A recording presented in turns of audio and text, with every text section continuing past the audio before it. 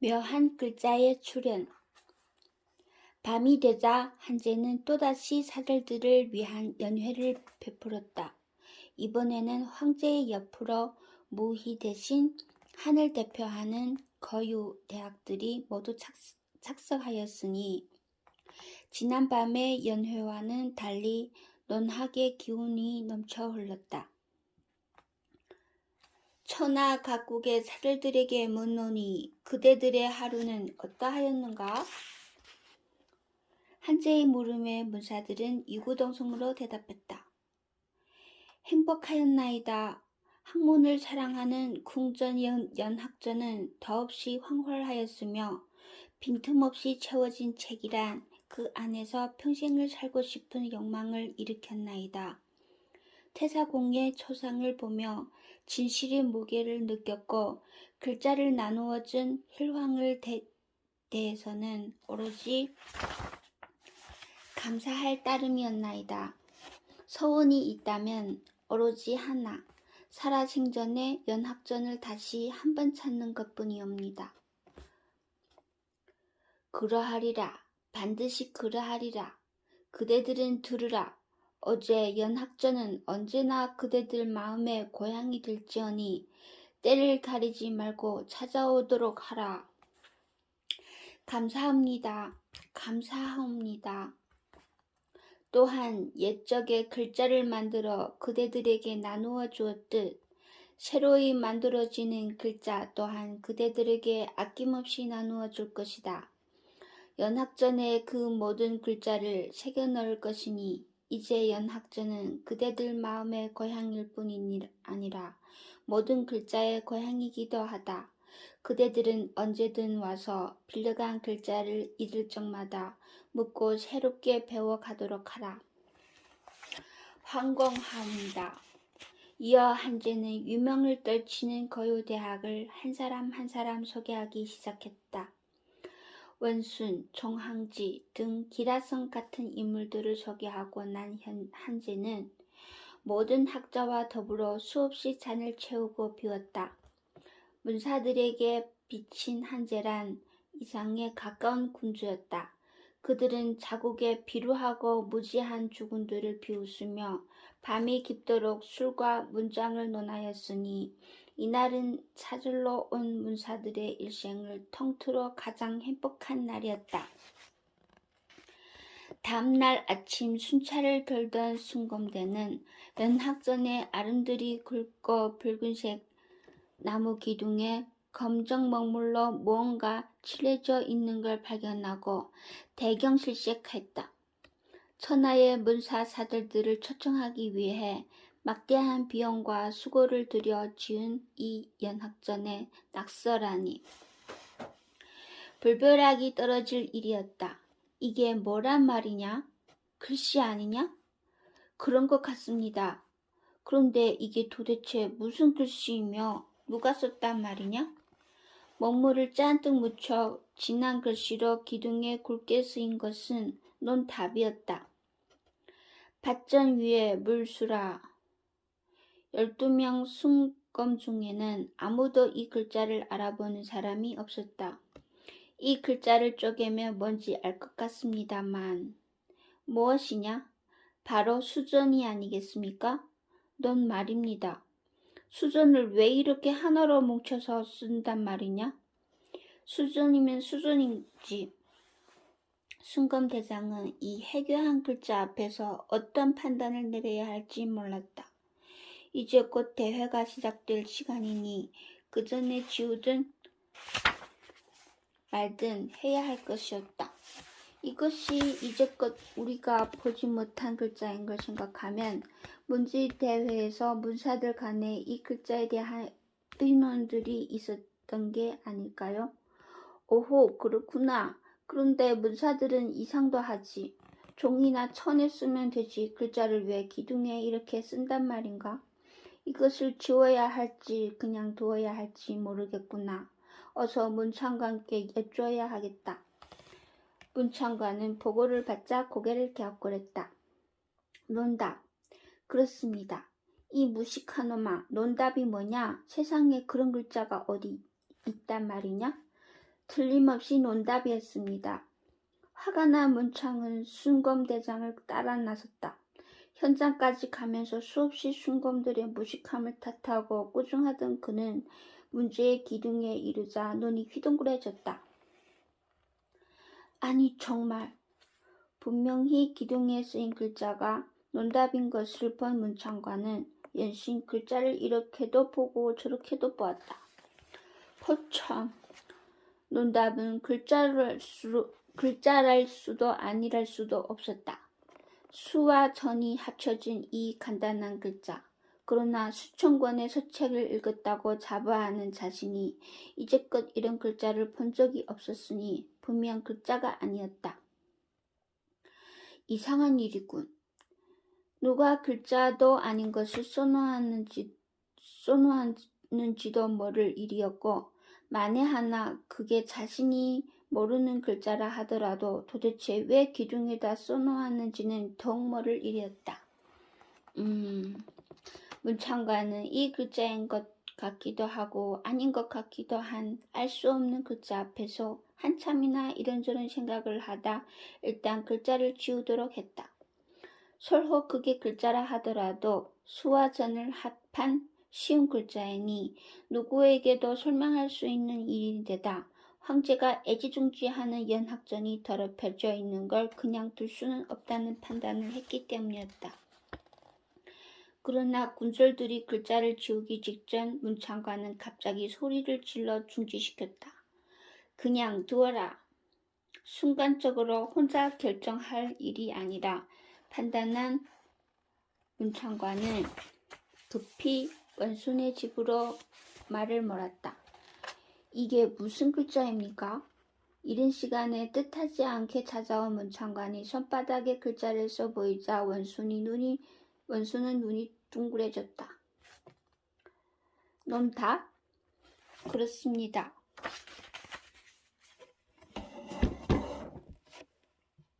한참이나 문창관을 바라보던 원수는 표정이 풀리며 웃었다. 재미있는 글자를 만들었소이다. 아니, 제가 만든 게 아니고. 허허, 그렇다면 아침부터 여러 사람들이 나를 놀리려 장난을 꾸몄나 보. 네, 이제 나갈 터이니 가서 조금 기다리시오. 대회가 시작하기까지는 아직 시간이 좀 있지 않소. 장난이 아닙니다. 아침에 순검이 발견하였는데 연학전 기둥에 굵은 글씨로 이 글자가 쓰여 있었습니다. 원수는 흠칫 놀라는 표정이었다. 새로 지은 연학전 기둥에 글을 썼다는 것은 필시 한해 반감이 있다는 얘기 아니오? 원수는 비로소 진지한 표정으로 문창관의 두 눈을 똑바로 쳐다보더니 종이를 가지고 오게 해보았다는 글자를 쓰게 했다. 나타나는 글자를 본 원수는 즉각 고개를 저었다. 분명 이것은 천하에 없는 글자요. 누가 이런 이상한 장난을 연학전 기둥에. 그대는 어서 여러 사람에게 일러 연학전 기둥으로 오도록 하시오. 나도 곧 갈 터이니. 원수는 서둘러 의관을 차려 연학전을 향했다. 그가 도착하고 얼마 지나지 않아 문창관의 기별을 받은 조정의 중신들과 큰 학자들 역시 기둥 앞에 모였다. 혹시 이 글자를 이전에 본 분이 있으시오? 원수는 다른 학자들에게 물었지만 묻는 것은 형식일 뿐 그는 이미 한자에 없는 글자라는 걸 확신하고 있었다. 학자들은 글자를 바라보고 역시나 고개를 저은 뒤 저희끼리 몇 마디를 주고받았다. 누군가 수전을 가지고 장난을 친 것 같은데 사들러 온 문사들 중 하나가 아니겠소? 황제께서 애지중지하는 연학전 기둥에 이런 있지도 않은 글자로 낙서를 했다면 분명 우리 화하인은 아니죠. 화하인의 행위가 아니면 분명하지만 이걸 꼭 반감으로 썼다고 볼 필요는 없지 않겠습니까? 단지 문사 특유의 장난기가 묻어온 것일 수도 있죠. 반감에서 나온 거라면 글자를 써야지 어찌 이런 글자 아닌 걸 써놓겠습니까? 이윽고 중신과 학자들은 별것 아닌 장난에 유난을 떨었다는 듯 흥미를 잃고 연학전 안으로 들어가기 시작했다. 원순 또한 괜스레 신경을 건드셨는가 하는 생각이 들어 군졸들로 하여금 글자를 지우게 하려다 마지막까지 미심쩍은지 문창관에게 한마디를 던졌다. 곽사에게도 이 일을 전하시오. 이것도 이상하다면 이상한 일이고 이런 이상한 것을 판단하는 데는 그가 제일이니. 그림의 이치. 문창관으로부터 논답을 받아온 곽사는 이제껏 누구에게도 내보인 적이 없는 무시무시한 눈빛을 글자 위에 쏟아냈다. 그는 오랜 시간이 지나도록 미동도 하지 않은 채 글자를 쏘아보다 허공을 향해 혼잣말을 흘렸다. 석종을 잡았다더니. 그러고도 한참의 시간이 지나서야 일어난 곽사는 집에 데리고 있는 문사 한 사람을 불러 뭐라고 귀띔한 다음 문창관을 앞세우고 연학전을 향했다. 논답이 쓰여진 기둥 앞에 선 곽사는 이윽고 원순 등이 도착할 때까지 알 수 없는 눈빛으로 기둥을 뚫어질 듯 바라보고만 있었다. 곽사, 그건 무엇이요? 글자가 맞소? 아니면 글자가 아닌 누군가의 장난이요? 곽사가 답을 하지 않고 연학전 앞으로 모여든 사들과 문사들에게로 시선을 옮기자 원순 등은 그의 눈길을 그대로 쫓았다. 곽사의 눈길은 여러 선비를 지나 고구려의 문사들 그 중에서도 하나에 꽂혔다. 이지였다. 사람들은 곽사가 이지에게 한 번 꽂힌 눈길을 거두지 않자 모두 궁금한 표정으로 곽사와 이지를 번갈아 쳐다보았다. 저 여인이 벌인 일이요? 원순이 물었으나 곽사는 입을 다문 채 묵묵히 이지만을 바라보다 갑자기 문창관에게 물었다. 흉노의 장문을 주었나? 그러합니다. 문사 하나로 하여금 저 여인을 죽이게 하라. 지금 바로. 네? 어서 작은 칼을 쥐어주고 시켜라. 하루 만에 반하여 이루지 못할 사랑으로 고통받으니 차라리 이 길을 택하겠다 하고 여인을 죽인 뒤 그는 갑자기 말을 끊었다. 여인이 이쪽을 향해 걸어오고 있는 것이었다. 원수는 곽사가 갑자기 여자를 죽이라 하자 크게 놀라고 있던 차에 여인이 홀로 걸어오니 눈에 힘을 모아 그네를 바라봤다. 그것은 연학전에 모인 모든 문사들도 마찬가지였다. 그렇잖아도 관심을 끄던 유일한 여인이 자리에서 벗어나 원순에게로 다가가니 무슨 영문인지 몰라 눈길이 쏠리지 않을 수 없었다. 이제는 천연스레 원순과 곽사의 곁에 나란히 서서는 사절들과 문사들을 향해 입을 열었다. 이 글자가 무엇인지 아는 분은 손을 들어주십시오. 이제는 어느 틈에 예의 그 논답을 쓴 큰 천을 꺼내어 펼쳤다. 하얀 천에 굵은 붓으로 쓴 글자가 분명하고 뚜렷하게 사람들이 눈에 드러났다. 사절들을 어리둥절해하며 서로를 쳐다보다 하나둘씩 손을 들기 시작했다. 고구려, 백제, 신라, 옥조, 동해 등의 문사들이었다. 이에 이지는 따로 자리한 한의 문사들을 향해서도 물었다. 여러분들도 손을 들어보십시오. 아무도 손을 드는 사람이 없자 사절들 사이에서 놀라움에 가득 찬 탄성이 여기저기서 생겨났다. 글자를 만들어 천하에 빌려줬다는 여러분들은 왜 손을 안 드는 겁니까? 이지의 가냘프나 힘 있는 목소리가 마치 꾸지람을 쏟아내는 듯 한의 문사들을 향했으나 그들에게서는 아무런 대답이 없었다. 그러면 여러분께서 대답을 해보십시오.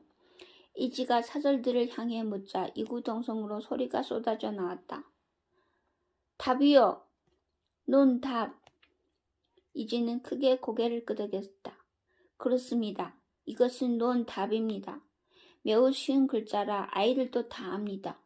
하지만 한의 거유와 대학들은 이 글자를 모릅니다. 이것은 무엇을 말하는 겁니까? 모든 문사들이 침묵을 지킬 뿐 누구도 대답하는 자가 없었다. 심지어는 고구려 문사들조차 입을 다물고 이 뜻밖의 사태에 당황하고 있었다. 이어졌던 사흘간의 기쁨이 끝에 어떤 파문이 생길 듯한 불안감을 애써 누르며 그들은 침묵했다. 화하만이 글자를 만든 게 아니란 걸 바로 이 글자 논답이 증명하고 있는 겁니다. 백제에서 온 한선비가 물었다. 그런데 어째서 한의 선비들은 이 글자를 모른단 말이요? 글자가 생겨나던 시기 황하중류에서 산 화하인들은 밭농사만을 지어 밭전에만 익숙해져 있습니다. 그러다 생경한 논이란 걸 보니 밭에 물이 그득하다 생각해 논을 수전 혹은 토전이라 합니다. 그러나 밭에 물이 그득한 모습을 한 글자로 나타내면 바로 답입니다. 이것은 화하가 만든 글자가 아닙니다.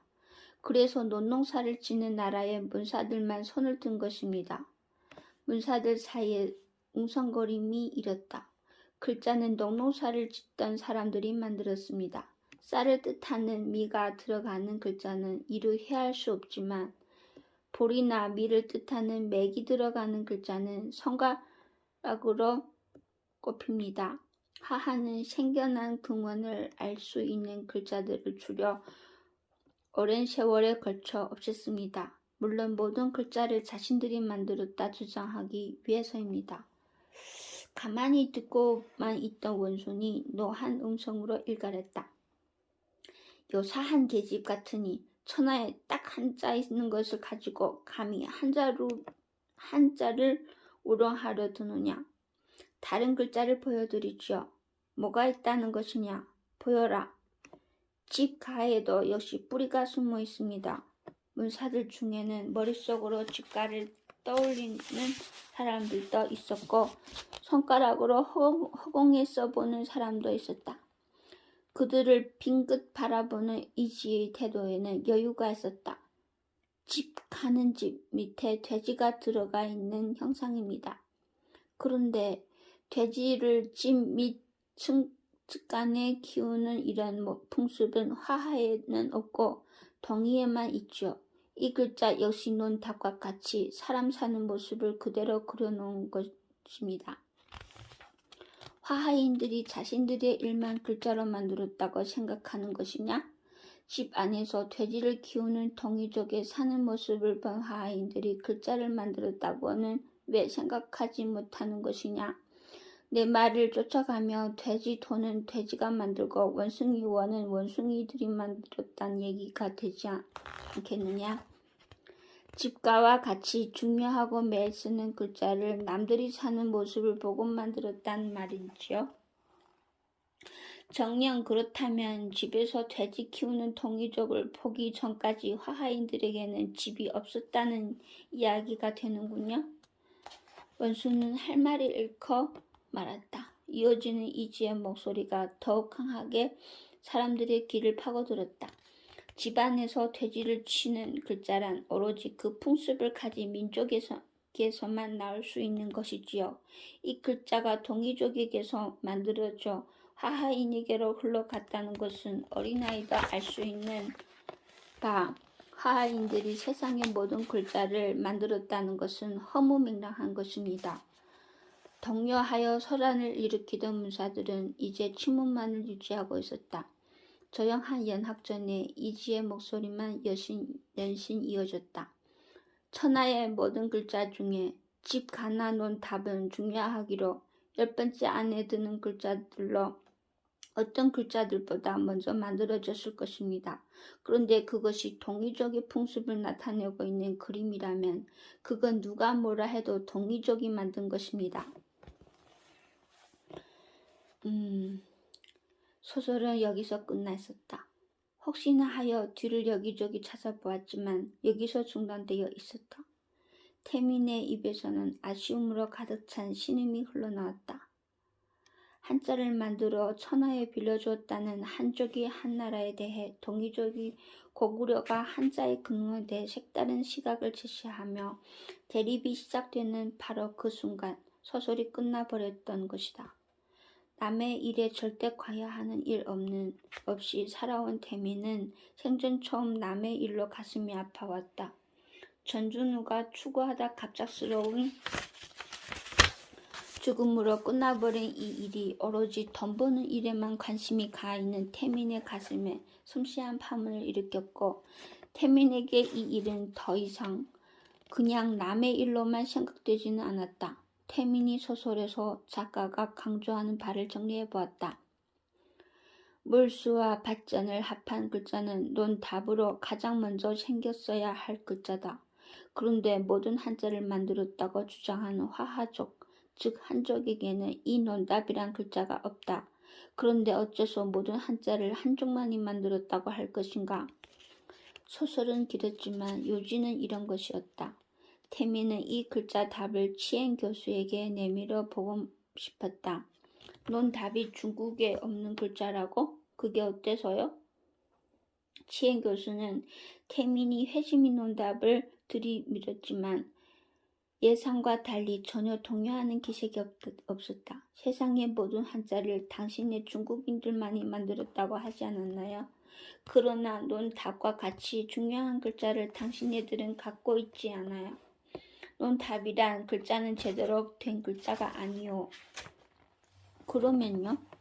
변방에서 마음대로 지은 글자이니 짝퉁 같은 거요. 중국에서는 밭전 하나로 밭도 되고 논도 되는데 굳이 논답자를 만들 필요가 뭐가 있겠어요?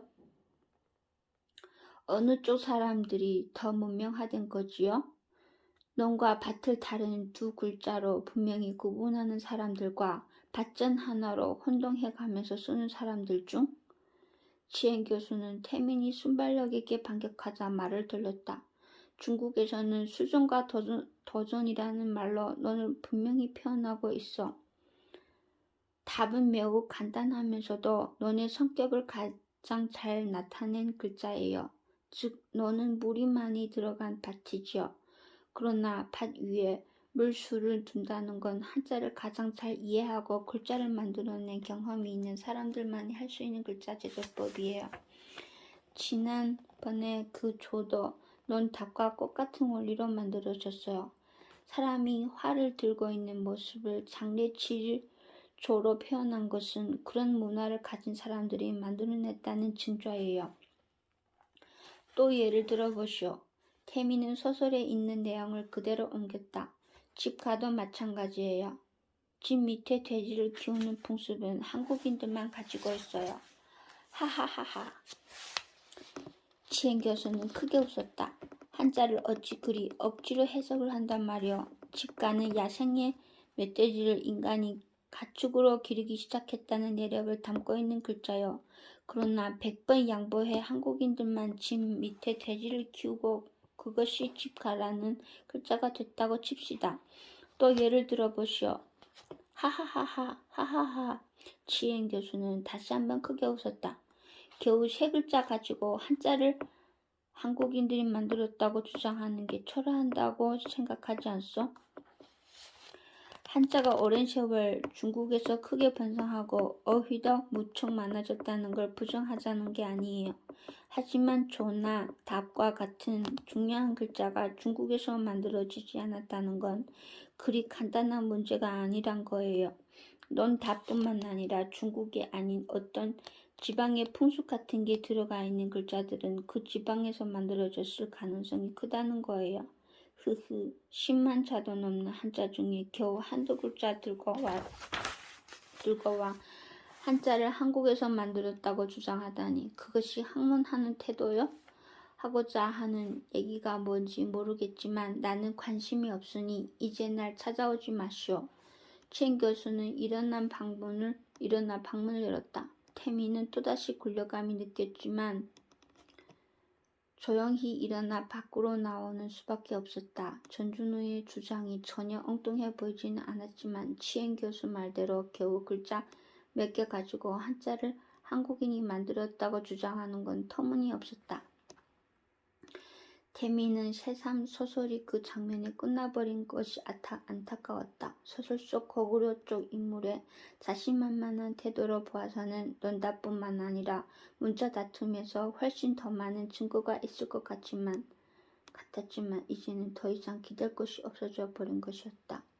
태미는 소설이라는 가상의 현실과 취행교수로 대표되는 자신이 맞대한 진짜 현실 사이의 갭이 너무 크다고 생각했다. 취행 교수는 자신이 제시한 글자 체계를 아예 상대할 가치도 없다는 뜻으로 커다랗게 소리내어 웃어버렸다. 하지만 이와 동시에 태민에게는 하나의 커다란 의문이 떠올랐다. 전준우의 주장이 그렇게나 가소롭다면 왜 누군가는 전준우를 죽여야만 했을까?